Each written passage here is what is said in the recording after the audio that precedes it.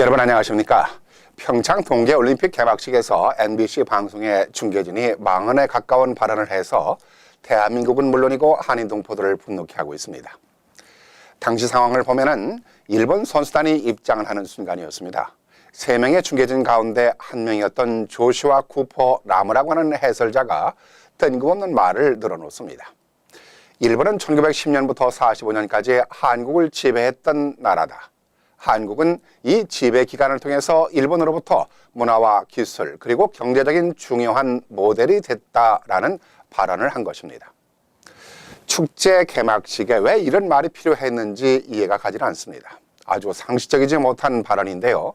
방송 해설자로서 수준 이하의 인물이 아니고서야 말 그대로 축제 개막식에서 왜 이런 말이 필요했겠느냐 하는 것입니다.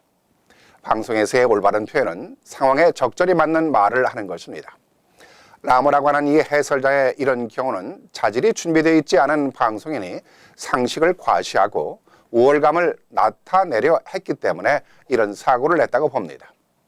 일반적인 사람과의 관계나 방송이나 할 말과 하지 말아야 할 말을 가려야 하는 이치는 같다고 봅니다. 그런데도 기본적인 이치를 모르는 진행자를 전 세계인들이 지켜보는 올림픽 진행자였다니 이 또한 방송사도 이해할 수 없습니다. 망언을 일삼은 라모 해설자가 해고되고 MBC 방송사가 사과를 했다고 하지만은 대한민국 국민들이나 한인동포들이 입은 상처는 쉽게 가라앉지 않고 있습니다. 사실 MBC 방송사의 이런 망각 행위는 이번만이 아니라 지난 88 올림픽 때도 MBC 방송사 직원들이 한국을 비하는 티셔츠를 제작해서 배포했다가 큰 물의를 일으킨 적이 있습니다.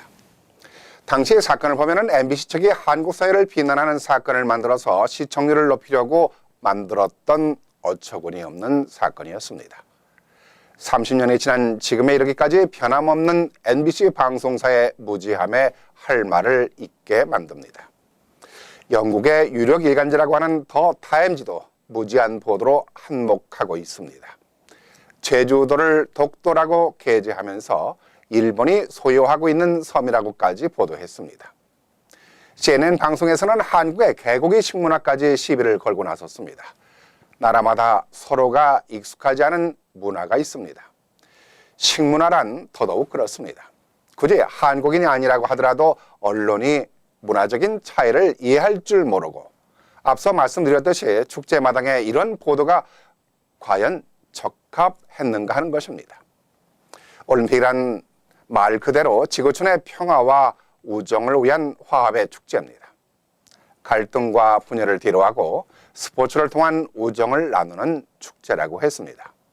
그런데 세계 유수의 언론들이라고 하는 자칭 다칭 언론들이 상식적이지 못한 보도에 다시 한번 실망감을 금치 못합니다. 그저 어떤 방법이든 자극적이고 말초적인 뉴스를 만들어서 시청률 높이고 독자들만 끌어들이면 된다는 언론들의 발상에 한심스럽기만 합니다.